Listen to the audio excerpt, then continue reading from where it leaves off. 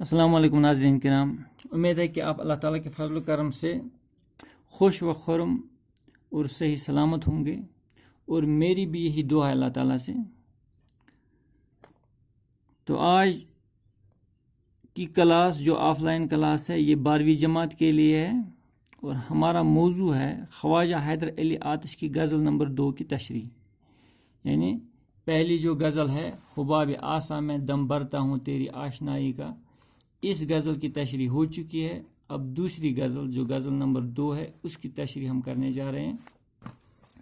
تو غزل پیش ہے: یہ آرزو تھی تجھے گل کے روبرو کرتے، ہم اور بلبلے بیتاب گفتگو کرتے، پیام نہ میسر ہوا تو خوب ہوا، زبان گیر سے کیا شرح آرزو کرتے، میری طرح سے محو مہر بھی ہیں آوارہ، میری طرح سے محو مہر بھی ہے آوارہ، کسی حبیب کی یہ بھی ہیں جستجو کرتے۔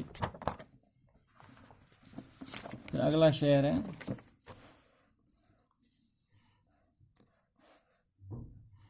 ہمیشہ میں نے گریباں کو چاک چاک کیا، تمام عمر رفو گر رہے رفو کرتے، جو دیکھتے تیری زنجیر زلف کا عالم، جو دیکھتے تیری زنجیر زلف کا عالم، اسیر ہونے کی آزاد آرزو کرتے، یہ کعبہ سے نہیں بے وجہ نسبت رخ یار، یہ بے سبب نہیں مردے کو قبلہ رو کرتے، سکھاتے نالے شب گیر کو در اندازی، غم فراق کا اس چرخ کو ادو کرتے، وہ جانی جان نہیں آتا تو موت ہی آتی، دل و جگر کو کہاں تک بلا لہو کرتے، نہ پوچھ عالم برگشتہ طالعی آتش، نہ پوچھ عالم برگشتہ طالعی آتش، برستی آگ جو باراں کی آرزو کرتے۔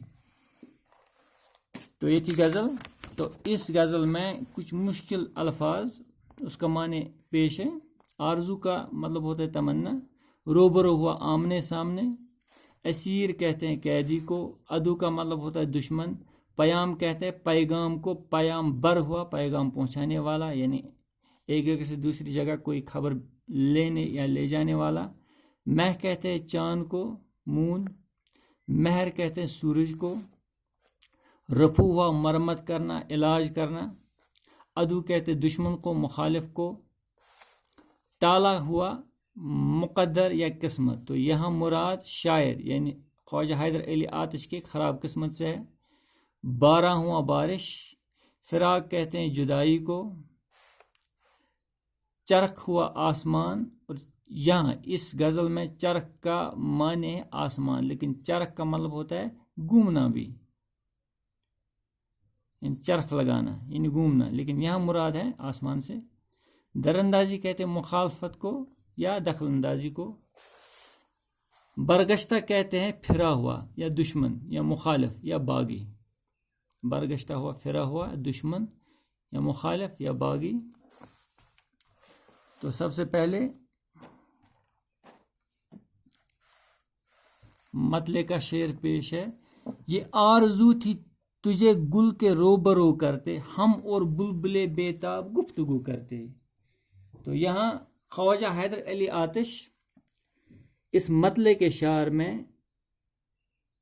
اپنے محبوب سے مخاطب ہوتے ہیں، یعنی یہ آرزو تھی تجھے، یعنی اے میرے محبوب، میری یہ آرزو ہے، میری یہ تمنا ہے کہ تجھے گل کے روبرو کرتے، کہ میں تجھے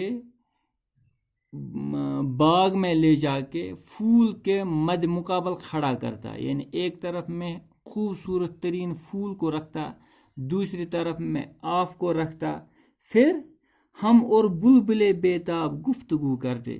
پھر کیا کرتے؟ میں اور بلبلے بیتاب، یعنی میں تمہارا عاشق اور بلبل پھول کا عاشق، پھر ہم اس چیز پہ بحث کرتے کہ کون ان دونوں میں زیادہ خوبصورت ہے، میرا محبوب یعنی کہ تم، یا اس بلبل کا محبوب یعنی کہ پھول۔ یعنی آتش محبوب سے مخالف ہو کر فرماتے ہیں کہ ہماری یہ تمنا ہے، یہ خواہش ہے کہ ہم تمہیں پھول کے سامنے اس کے مد مقابل کھڑا کرتے، اور پھر میں اور बुलबुल, यानी मैं तुम्हारा आशिक, बुलबुल फूल का आशिक। हम बहस व तकरार करते, दोनों के हुस्न पर तबसरा करते, यानी वो फूल की, यानी बुलबुल फूल की खूबियां बयान करता, मैं तुम्हारी खूबियां बयान करता, और मुझे पूरा यकीन है, मुझे एकदम इस बात पे कभी ईमान है कि इस हुस्न के मुकाबले में तुम फूल से भी जीत जाते, यानी तुम इतने खूबसूरत हो, तुम इतने हसीन हो, तुम इतने जमील हो कि बुलबुल को भी तुम्हारी खूबसूरती का एतराफ़ करना पड़ता। गोया शायर यहाँ महबूब को फूल से भी ज़्यादा खूबसूरत समझते हैं, मानते हैं या कहते हैं। पैगंबर न मैसर हुआ तो खूब हुआ, ज़बाने गेर से क्या शरह आरज़ू करते। फिर आतिश फरमाते हैं, यानी ख्वाजा हैदर अली आतिश फरमाते हैं कि अगर मुझे अपने महबूब तक कोई पैगाम पहुंचाने वाला, कोई खबर पहुंचाने वाला, कोई कासिद या कोई चिट्ठी पहुंचाने वाला नहीं मिला तो ठीक ही हुआ, पैगंबर न मैसर हुआ तो खूब हुआ, यानी ये भी अच्छी बात हुई कि कोई मुझे मेरे महबूब तक पैगाम पहुंचाने वाला नहीं मिला। क्यों? ज़बान गेर से क्या शरह आरज़ू करते, कि अगर मैं पैगंबर के हाथ अपने दिल का हाल अपने महबूब तक पहुंचाता, वो मेरी तशरीह क्या करता, वो मेरे जज्बात की अक्कासी कैसे उसके सामने करता। ज़बान गेर से क्या शरह आरज़ू करते, दूसरी की ज़बान से क्या अपनी तमन्ना और अपने दिल का हाल बयान करता। इसलिए ये अच्छा ही हुआ कि मुझे कोई पैगंबर नहीं मिला, कोई खबर पहुंचाने वाला या कासिद नहीं मिला अपने महबूब तक खबर पहुंचाने या मेरे दिल का हाल पहुंचाने के लिए। अपने दिल का हाल तो खुद ही बयान किया जाता है, यानी जो इंसान के दिल में होता है वो दूसरे के बस में नहीं होता है कि उसे बयान करे। तो ये इंसान अपने दिल का हाल खुद ही बयान कर सकता है, और यही अच्छा तरीका है कि खुद जाकर महबूब के सामने इश्क का इजहार किया जाए। इसीलिए यहाँ पे ख्वाजा हैदर अली आतिश कहते हैं पैगंबर न मैसर हुआ तो खूब हुआ, मेरे लिए अच्छा ही हुआ कि मुझे कोई पैगंबर मैसर नहीं हुआ, क्योंकि वो मेरे दिल के हाल की अक्कासी मेरे महबूब के सामने नहीं करता। ज़बानी गेर से क्या शरह आरज़ू करते, मेरी तरह से महव महर भी हैं आवारा, किसी हबीब की ये भी हैं जुस्तजू करते।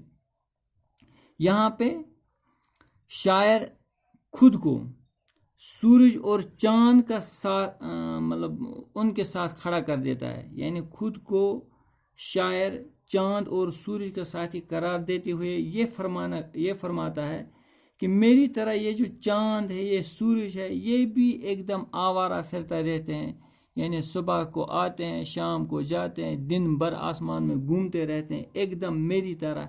शायद इनको भी किसी हबीब की ये भी हैं जुस्तजू करते, शायद इनको भी अपने महबूब की तलाश है। चनाची जो शायर है ख्वाजा हैदर अली आतिश है, वो खुद को अपने महबूब की तलाश में सरगर्दा है, यानी वो खुद महबूब की तलाश में घूमता रहता है, फिरता रहता है।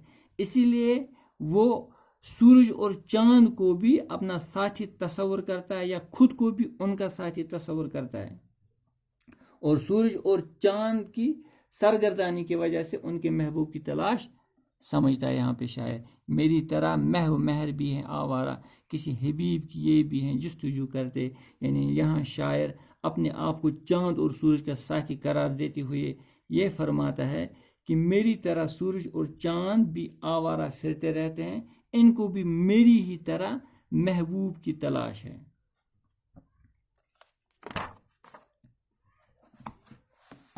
फिर अगला शेर है, हमेशा मैंने गरीबा को चाक चाक किया, तमाम उम्र रफू गर रहे रफू करते।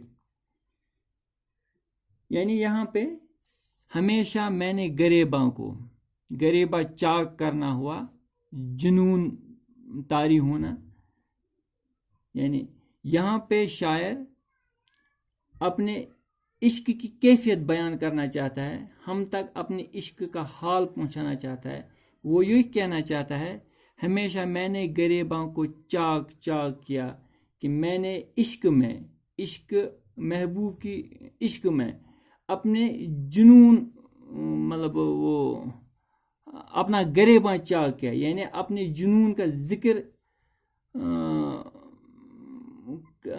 کرتا ہے اور کہتا ہے کہ اس عشق کے جنون کی وجہ سے میں اپنا گریبان چاک کرتا رہا. یعنی عشق میں اپنے جنون کا ذکر کرتے ہوئے فرماتے ہیں کہ میں ہمیشہ اپنی وحشت کے سبب اپنا گریبان چاک کرتا رہا.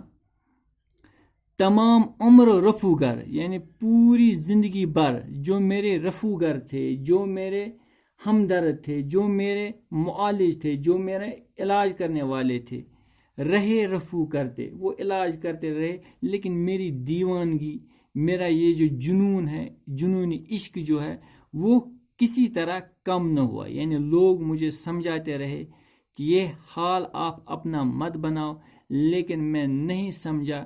میں اس مطلب جنون میں، عشق کے جنون میں ہمیشہ کے لیے گرفتار رہا. ہمیشہ میں نے غریباں کو چاک کیا، تمام عمر رفو گر رہے، رفو کرتے کرتے، یعنی ہمیشہ کے لیے میں اپنے عشق کے جنون کی وجہ سے مطلب بدحال رہا. میرے جو رفقا تھے، جو میرے ہمدرد تھے، جو میرے فکر مند لوگ تھے، وہ ہمیشہ مجھے سمجھاتے رہے کہ ایسا مت کہو، لیکن میں کسی طرح اپنے آپ کو روک نہ سکا. تمام عمر رفو گر رہے، رفو کرتے کرتے.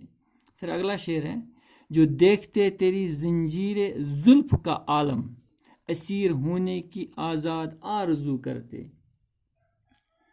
یہاں پہ شاعر اپنے محبوب کے زلفوں کی ذکر کرتا ہے، یعنی اپنے محبوب کی خوبصورتی اور اس کے زلفوں کی خوبصورتی کا ذکر کرتے ہوئے یہ کہنا چاہتا ہے، جو دیکھتے تیری زنجیر زلف کا عالم. یعنی اگر کوئی بھی انسان، میں کیا کوئی بھی انسان تمہاری اس خوبصورت زلفوں کا نظارہ کرتا، یعنی اگر کوئی بھی انسان تمہارے خوبصورت زلفوں کا نظارہ کرتا، اسیر ہونے کی آزاد آرزو کرتے. اور وہ انسان جو آزاد طبیعت ہے، وہ جو ایک دم سادہ ہے، وہ بھی کیا کرتا؟ اسیر ہونے کی آرزو کرتا. یعنی وہ بھی ان زلفوں کی زنجیروں میں قید ہونے کی خواہش کرتا، یعنی وہ بھی تمہارے عشق میں گرفتار ہو جاتا. یعنی اے میرے محبوب، جو تمہاری خوبصورتی دیکھتا، جو بھی تمہاری زلفوں کی خوبصورتی دیکھتا، وہ تمہارے عشق میں گرفتار ہونے کی ضرور آرزو کرتا. وہ پھر آزاد کہاں سے رہتا؟ وہ بھی تمہارے عشق میں قید ہونے کی آرزو کرتا. یعنی میری تو بات ہی نہیں ہے، گویا میں ایک ہی نہیں بلکہ کوئی بھی تمہاری زلفوں کو دیکھ کر تمہارا عاشق ہو جاتا، یا تمہاری خوبصورتی کو دیکھ کر تمہارا عاشق ہو جاتا. یہ کعبہ سے نہیں بے وجہ نسبت رخ یار، یہ بے سبب نہیں مردے کو قبلہ رو کرتے. یہ بہت مشہور شعر بھی ہے، یہ کعبہ سے نہیں بے وجہ نسبت رخ یار، یہ بے سبب نہیں مردے کو قبلہ رو کرتے. پہلے میں یہاں پہ ایک چیز عرض کرنا چاہتا ہوں جو میں نے پہلے بھی بولا تھا. یہ ایک شاعری اصطلاح ہوتی ہے، اس کو تلمی کہتے ہیں. جب شاعر کسی شعر میں کسی تاریخی واقعے کو یا کسی نیم تاریخی واقعے کی طرف اشارہ کرتا ہے تو اس کو ہم تلمی کہتے ہیں. یہ لوک روایت بھی ہو سکتی ہے. تو جیسے یہاں میر تقی میر کی غزل میں یہاں پہ ہم نے پڑھا تھا، پاس ناموس محبت تھا کہ فرہاد کے پاس، بے ستو سامنے سے اپنے اٹھایا نہ گیا. یہاں فرہاد کی ذکر ہے، شیرین فرہاد، یعنی فرہاد جو आशिक था। फिर बेस्तून यानी वो पहाड़, कोई बेस्तून जिसे हम कहते हैं, जिसको शर्त रखी गई थी कि इसकी खुदाई की जाए या इसको काटा जाए, ऐसी कुछ शर्त, यानी कदीम वाक़े की यहाँ पे जिक्र है। इसी तरह बहुत सारे अशार है जिन अशार में या जिस शार में, ये एक शायरी तलमी है। तलमी एक शायरी इस्तिलाह है जब शायर शार में किसी तारीख या नीम तारीखी वाक़े की तरफ इशारा करता है या शार में ऐसी किसी वाक़े का जिक्र करता है जिसका ताल्लुक़ तारीख से हो या लोक रिवायत से हो। ये ज़रूरी नहीं है कि वो हकीकतन हो, वो लोक रिवायत भी हो सकती है। ऐसी सन्नत को हम तलमी कहते हैं। तो यहाँ पे भी इस शार में भी तलमी की तरफ इशारा है। ये काबा से नहीं बेवजह निस्बत रुखे यार, ये बेसबब नहीं मुर्दे को किबला रू करते। यानी शायर फरमाते कि महबूब के चेहरे को अगर खाना काबा से तशबीह देते हैं तो बिला वजह नहीं देते हैं। क्यों नहीं देते हैं? क्योंकि महबूब के चेहरे में तो वाकई काबे की सी खासियत है। इसीलिए मरने के बाद भी आशिक को किबला की तरफ मुंह करके लिटाते हैं ताकि मौत के बाद भी वो अपने महबूब के चेहरे का दीदार कर सके। यानी यहाँ पे शायर ये हमसे कहना चाहता है कि मेरे महबूब का चेहरा बहुत खूबसूरत है। या हम मुर्दे को जब वो जब उसकी रूह चली जाती है या जब हम उसको दफन करते हैं तो काबे की तरफ हम इसीलिए रुख करते हैं उसका कि उसको काबे से बहुत इश्क या बहुत मोहब्बत होती है। इसी तरह मुझे भी अपने महबूब से बेपना इश्क, मुझे भी अपने महबूब का चेहरा बहुत प्यारा है, बेपना इश्क है मुझे अपने महबूब के चेहरे से। इसीलिए यहाँ पे शायर फरमाते हैं कि महबूब के चेहरे को अगर खाना काबा से तशबीह देते हैं तो बिला वजह नहीं देते। ये काबा से नहीं बेवजह निस्बत रुख यार, यानी हम लोग महबूब के चेहरे को खाने काबा से बिला वजह तशबीह नहीं देते हैं। ये बेसबब नहीं मुर्दे को किबला रू करते। महबूब के चेहरे में तो वाकई काबा की सी खासियत होती है, इसलिए मरने, ये बेसबब नहीं मुर्दे को किबला रू करते, इसलिए मरने के बाद भी आशिक को किबला की तरफ मुंह करके लटाते हैं ताकि मौत के बाद भी वो अपने महबूब के चेहरे का दीदार कर सके। तो यहाँ पे ये शेर तलमी की एक मिसाल है। फिर अगला शेर है, सिखाते नाले शबगेर को दर अंदाजी, गमे फिराक का इस चरख को अदू करते। सिखाते शबगेर को दर अंदाजी, गमे फिराक का इस चरख को अदू करते। यानी शायर यहाँ पे फरमाते हैं कि हम रात भर दुआ करते रहे, आहुजारी करते रहे। फिर क्या हुआ? हम रात भर दुआ करते रहे, आहुजारी करते रहे, और ये मैं चाहता कि यह दुआ, ये आहुफां, ये जाके मेरे अल्लाह ताला के पास पहुँचे, यानी आसमान को चीर कर अपने लिए असर लेने चली जाए, यानी अल्लाह ताला तक पहुँच जाए। मगर क्या होता है? गमे फिराक का इस चरख को अदू कर दे। लेकिन क्या होता है? ये आसमान है जो मेरी इन दुआओं को, जो मेरी इन तमन्नाओं को, जो मेरी इन आरज़ों को ऊपर जाने से रोकता है।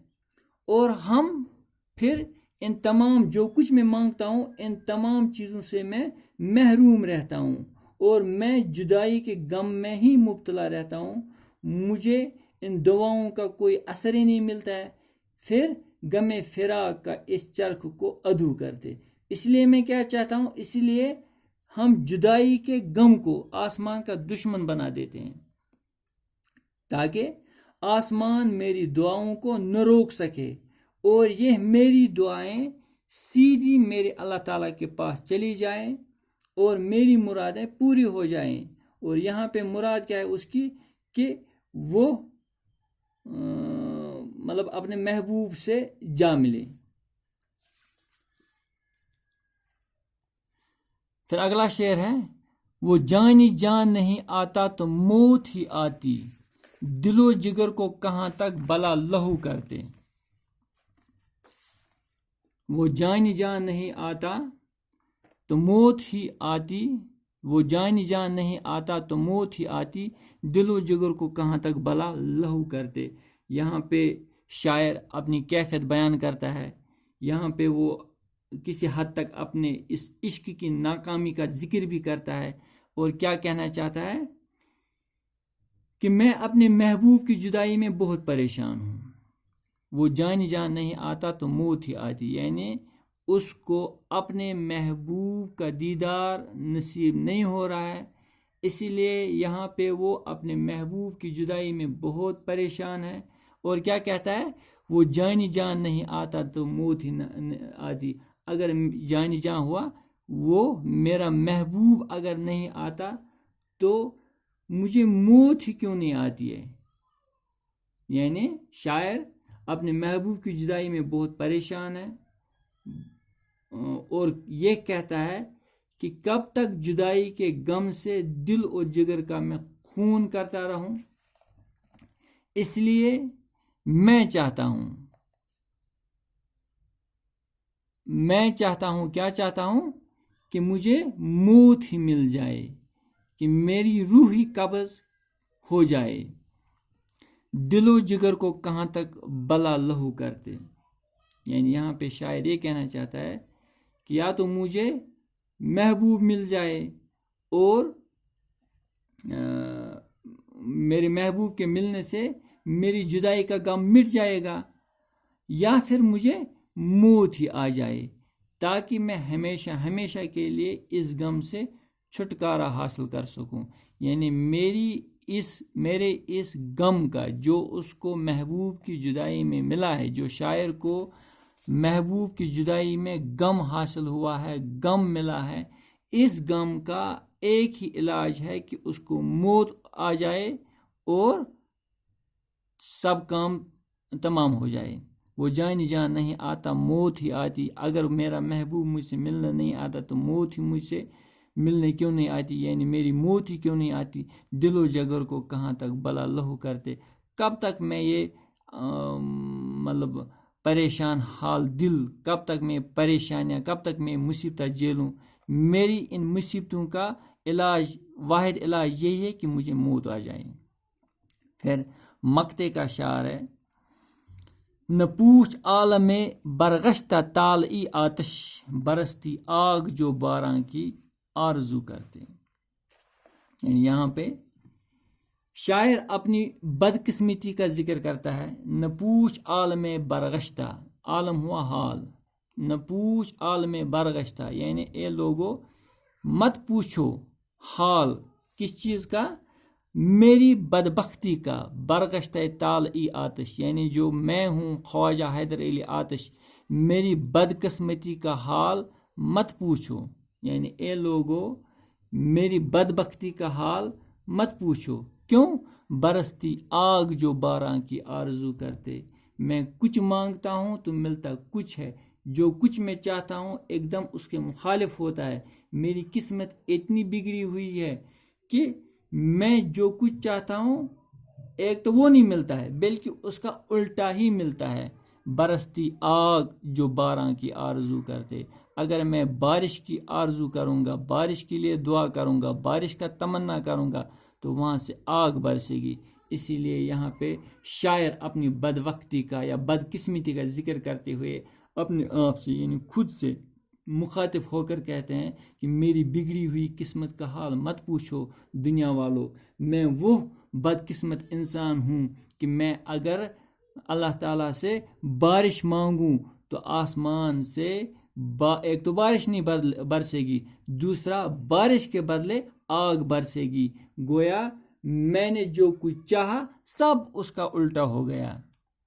یہاں پہ شاعر اپنی بے بسی کا اظہار کرتا ہے۔ تو یہ ہوئی خواجہ حیدر علی آتش کی غزل۔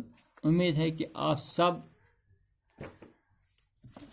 سبوں نے اس کو بغور سنا ہوگا اور سمجھنے کی کوشش ہوگی۔ تو عزیز طلباء و طالبات، جیسے میں نے آپ سے وعدہ کیا ہے کہ میں آپ کو ساتھ ساتھ نوٹ بھی مہیا کرتا رہوں گا، تو اس سے پہلے ہم نے میر تقی میر کی 2 غزلیں پڑھی ہیں، تو میر تقی میر کی حالات زندگی اور خصوصیات کلام، اس کو میں نے مختصر انداز میں آپ کے سامنے پیش کرنے کی کوشش کی ہے. تو غزلوں کی تشریح اور باقی جو اس آپ کی ٹیکسٹ پہ جتنے بھی سوال ہے وہ بھی میں آپ کو ساتھ مہیا کروں گا. تو غزلوں تو میر تقی میر کے حالات زندگی اور خصوصیات کلام آپ کے لیے پیش ہے. تو میں آپ کو پی ڈی ایف فارمیٹ میں بھی دیتا ہوں، لیکن یہاں پہ اگر آپ اس کا اسکرین شاٹ اٹھائیں گے شاید کچھ مدد ملے گی. تو یہاں تک اتنا حالات میر تقی میر کے حالات زندگی، یہ کچھ سطریں.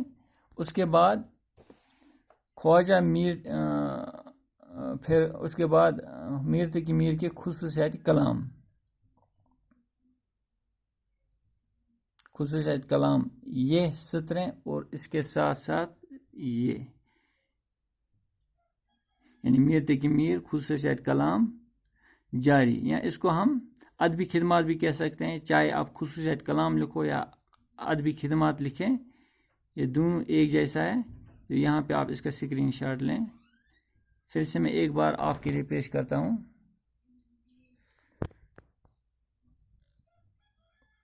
حالات زندگی یہاں پہ آپ اسکرین شاٹ لیں، پھر خصوصیات کلام یہاں پہ اسکرین شاٹ لیں اور یہاں پہ. تو انشاءاللہ اگلی کلاس میں ملاقات ہوگی. تو آج کے لیے بس اتنا ہی. السلام علیکم.